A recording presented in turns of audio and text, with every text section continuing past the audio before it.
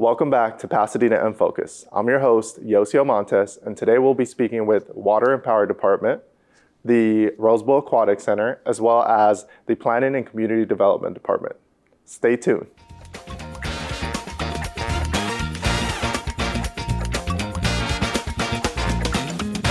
It's Pasadena In Focus. Tonight's guests, Kellee O'Rourke, Cristina Alvarado, and Melanie Sauer.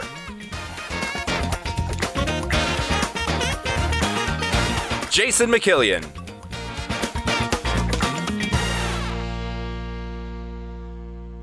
First on the show, we have Kellee O'Rourke with the Water and Power Department. Welcome to the show, Kellee.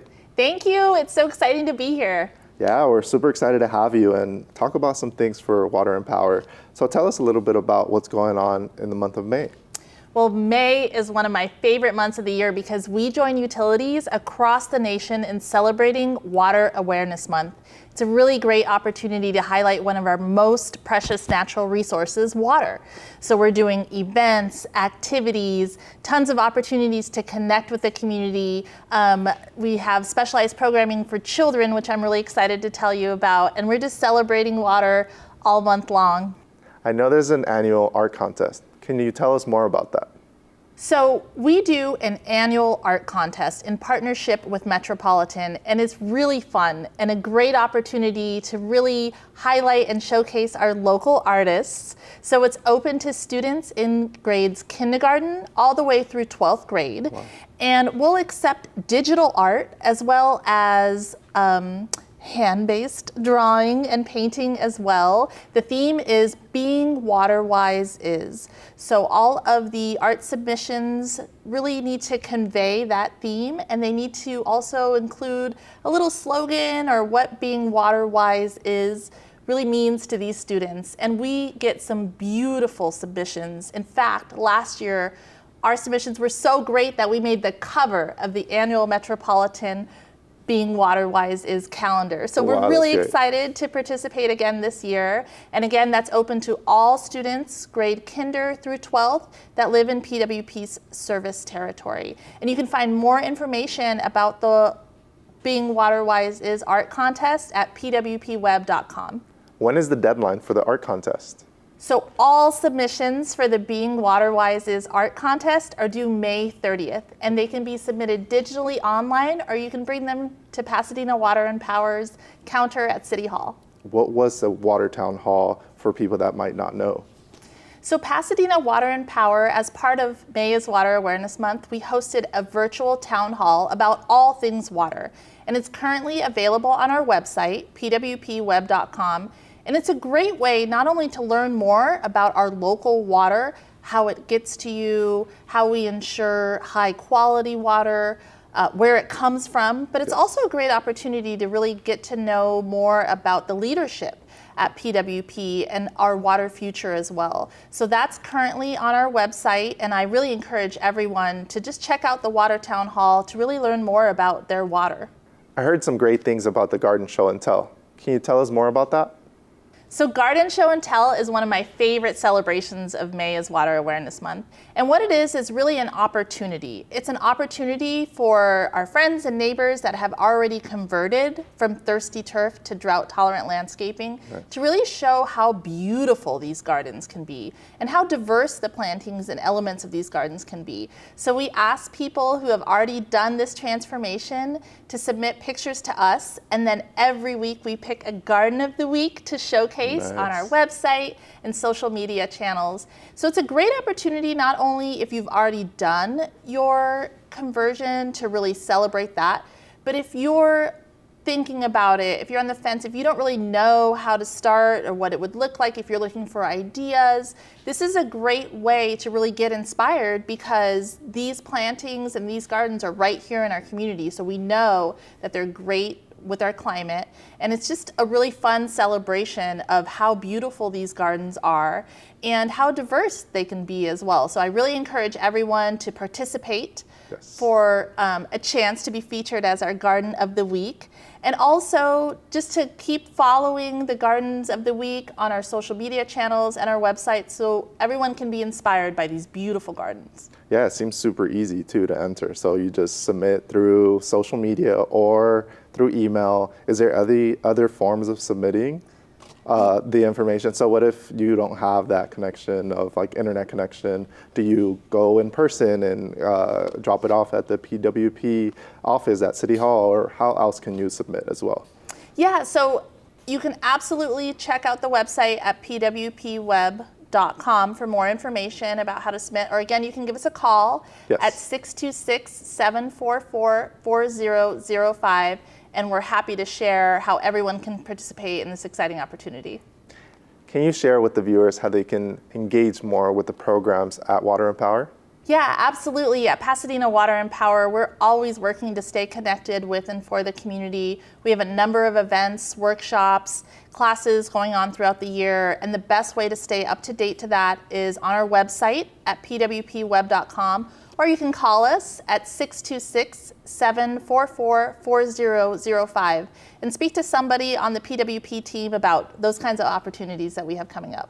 And if there's anything else that you would like to share with the public, Pasadena residents, that's happening this month or maybe in the summer, is there any other information that you would like to share with us today? At Pasadena Water and Power, we always have lots going on. So I really encourage everyone to stay up to date. You can subscribe to our e-newsletter, which is called What's Current, so you can keep up with what's current. You can follow us on social media, or we're always doing updates at our website, pwpweb.com, and we hope to see everyone this summer really celebrating our beautiful community. Yeah, and it's getting warm out. So I know there's information about what to do when it's hot outside, when it's above 90 degrees. Do you have any information about that? How can residents, be in the know and save energy during that time? So it's always important to be water and energy efficient, but it's never more important than during the high heat months. And there's lots of ways to stay comfortable in your home environment while still conserving energies. We have lots of programs and rebate opportunities for PWP customers, including a program that I really like called the Home Improvement Program, where water and energy efficiency auditors will come to your home and they will direct install elements to help our customers more efficiently use water and power. So all of those opportunities, including programs, incentives, and rebates, are on our website at pwpweb.com. Or again, you can call us at 626-744-4005 to learn more about those programs. Thank you, Kellee, for coming out and giving us this wonderful information. We really appreciate you being here today. Thank you so much. Thank you for having Pasadena Water and Power and for having me on the show. Thank you. Stay tuned for more Pasadena in Focus. Next on the show, we have Cristina Alvarado with the Rose Bowl Aquatic Center. Welcome, Cristina. Thank you for having me. Well, let's dive right into it. Can you tell us a little bit about the Rose Bowl Aquatic Center? The Rose Bowl Aquatic Center has proudly been serving the Pasadena and greater Los Angeles communities since 1990, empowering generations through aquatic education, fitness, competition, and recreation. Over 3 decades, we've taught tens of thousands to swim, hosted national level competitions, and have remained a trusted hub for water safety. That's really great. I actually learned to swim at the Rose Bowl Aquatic Center, which was really cool. So tell us a little bit about the events and programs you have going on this month. We have 2 exciting events upcoming. On May 15th, we're going to be treading water to raise awareness for drowning prevention and water safety. Participants are going to tread water to spotlight the importance on swim skills and survival techniques. Now, this is especially important as summer approaches. On June 26th, we're also going to be participating in the world's largest swim lesson. This is a global movement that unites swimmers worldwide in its mission to prevent drowning. Yes. We're going to be having classes all day. Participants are going to receive special recognition, and we're even going to enter them for a chance to win free swim lessons. Thank you for letting us know about your events coming up. What about programming? What do you have going on? We offer programming at our facility for all ages and abilities. From babies to seniors, we offer a full range of swim instruction. Whether you want to learn how to swim or refine your strokes, we have a class for you. Our trusted professionals ensure safe, supportive, and personalized learning. We offer programming year-round because we're committed to making swim safety a lifelong habit, not just a seasonal activity. Yeah, that sounds great. And is there any other things that you would like to share with us today? Any important things happening this month or the rest of the year?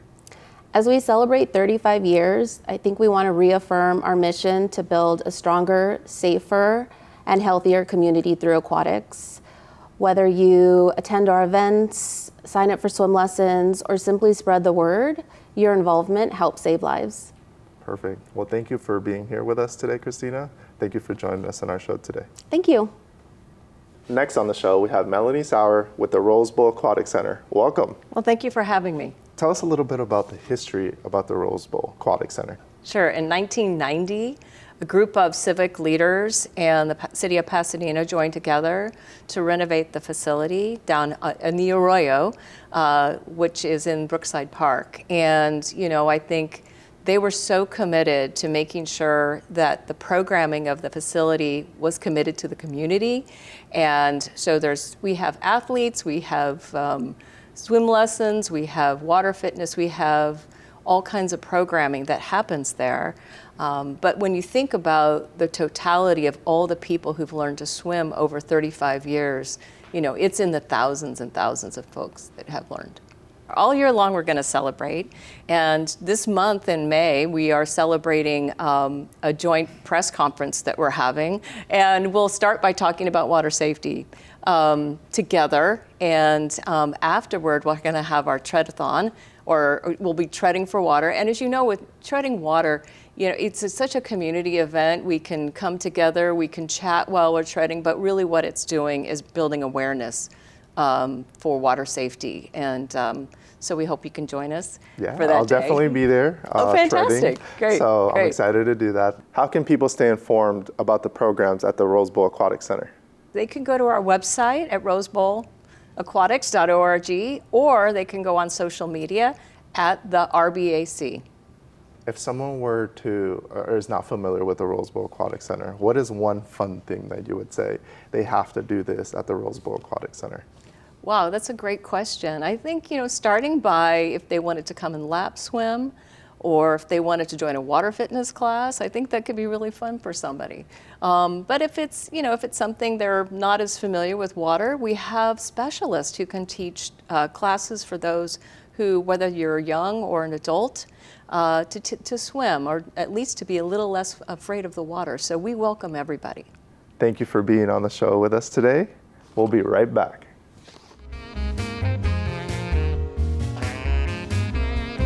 The final guest on our show is Jason Mikaelian with the Planning and Community Development Department. Thank you for joining us, Jason. Thank you for having me. So tell us, Jason, a little bit about the Eden Fire and the recovery. What has been done, and also what is there to come? Sure. Well, right after the fire, staff immediately began and did the assessment of all the damage and worked closely with our partners at the county and the state and the federal government to begin the debris removal process. And that involved a lot of coordination and having specific forms filled out within certain deadlines. So there was a lot of outreach to make sure we got out the message to all the residents to fill out the proper paperwork.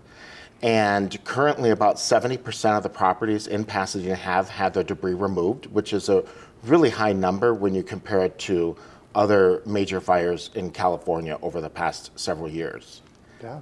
So tell us about the permitting process as well. How can people start on their permits? Is there a specific process that they have to go through? Tell us a little bit about that. Sure. Well, definitely the first major task is to have the property removed. But even for properties that are waiting to have their debris removed, they can submit or speak with their planner or members of staff to submit to have their construction drawings done. And we are looking at expedited timeframes to have those reviews done. Would be, for a first review, would be 2 weeks, and any additional reviews after that would be 1 week. And then when people actually begin their construction, throughout the process, there would be different inspections that would need to be done. And so we would provide next day inspections as well. All this is to help get those permits issued as quickly as possible, and then to keep that construction moving forward. Definitely. And during that time, is there any zoning changes affecting the reconstruction? Any information about that? Sure. So from the zoning piece of it, actually we adopted a rebuild ordinance that provides a little bit more flexibility for those who are rebuilding their homes to give them relief from certain requirements of the zoning code.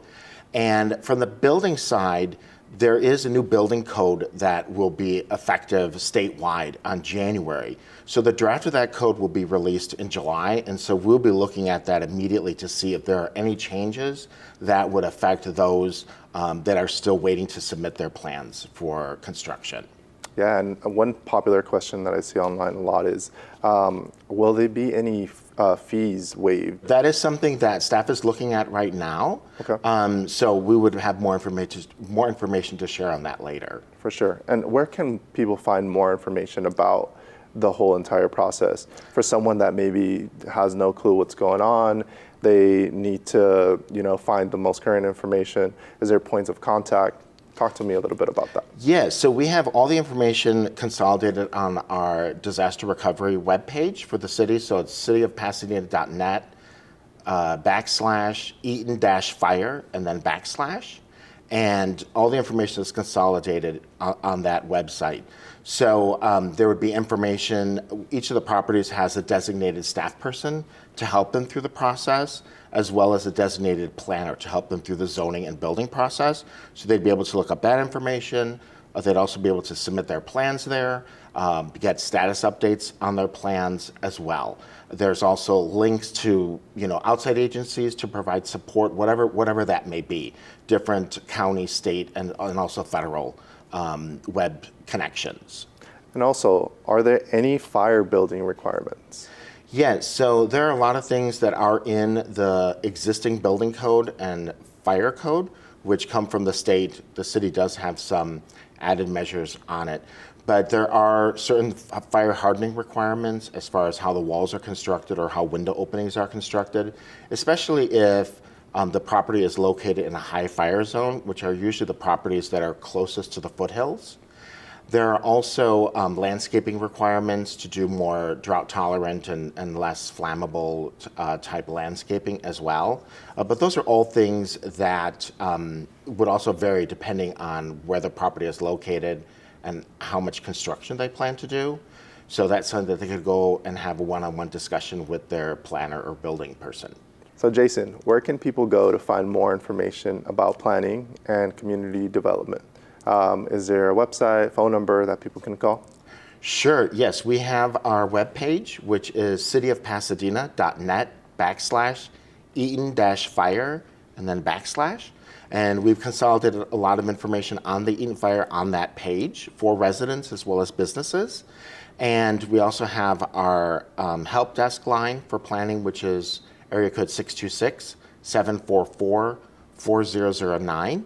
As well as people can come in person at the permit center where we have planning, building, and other departments in one location at 175 North Garfield Avenue, and it's kitty corner from City Hall. And also just to note that for those that had their properties destroyed, we do have assigned staff. So they have an assigned, which we call community connector, that can help them with a wide range of things, as well as an assigned planner who can help them one-on-one with the zoning and the building submittal phase as well. So our goal is really to be there from the beginning when the fires were first put out up until they receive occupancy for their rebuilt house. Yeah. Well, thank you very much, Jason, for being here with us today. We really appreciate you being on the show with us. Coming up next, we have our Shop Local segment. Stay tuned. Welcome to Shop Local, where we'll be highlighting some of the amazing businesses you can find here in the city of Pasadena and the entrepreneurs who make them so special. My name is Andre Bastida. We're here at Pez Coastal Kitchen in Pasadena. Chef owner Brett Thompson and his wife, Lucy Thompson, they actually started their first location, Pez Cantina, in downtown Los Angeles. Their hometown is Pasadena. They've always wanted to do something here. They love this town and they love this city. And so they finally had that opportunity to build something here. Chef Brett Thompson spent a lot of time in Europe training with chefs, working in 3-star Michelin restaurants, 2-star Michelin restaurants. He's a very well-rounded chef. And his wife, Lucy Thompson, is from Mexico. It's a marry of two beautiful cultures. And the way that that's influenced on our menu is, for example, our fish tacos. It's very Baja California, very Mexico, beer batter, chipotle aioli, handmade tortillas. So you have a lot of that Mexican influence. Kingfish ceviche is classic. We buy the fish whole, we break it down in-house.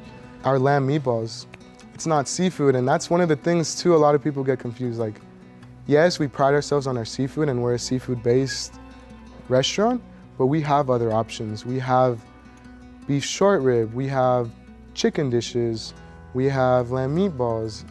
In Mediterranean cooking, a lot of time they're cooking on open flames, open fires, so you'll see that with a lot of the dishes. You'll see the influence from the Mediterranean, from the Mexican, you'll see fusion, and we pride ourselves a lot too on just our family style dishes or our family style portions. These are all things that were made to share. You know, these are all things you can order for the table and everybody can enjoy a little bit. But I urge you to take that step out of your comfort zone and try something new. It's something like you really haven't seen in this area. It's very modern, it's very fresh, it's very inviting. The food, the service, everything here is great. Please give it a try, because a lot of times the people who come in once, they come in again. You know, it's the regulars and stuff, but there's something for everybody here. And that's something I really think we've done a great job of creating here. A menu very diverse, where all palates, all flavors, anyone can come in here and find a dish that they're gonna love. The people, the energy, Pasadena has a really nice ambiance. So it's really, really amazing to be part of something like that. To be part of a restaurant in a city that's so alive. We've been working so hard for a year to just put out the best food, the best service and everything. So excited doesn't even begin to just show my eagerness to show the community what we're about here at Pez Coastal Kitchen and what we have to offer. Because I think this is one of the things where you really have to just come down and experience it for yourself, because it's, like I said, it's an experience like you've never had before. And I can't wait to see you guys. Thank you for joining us for Pasadena In Focus. We'll catch you next time.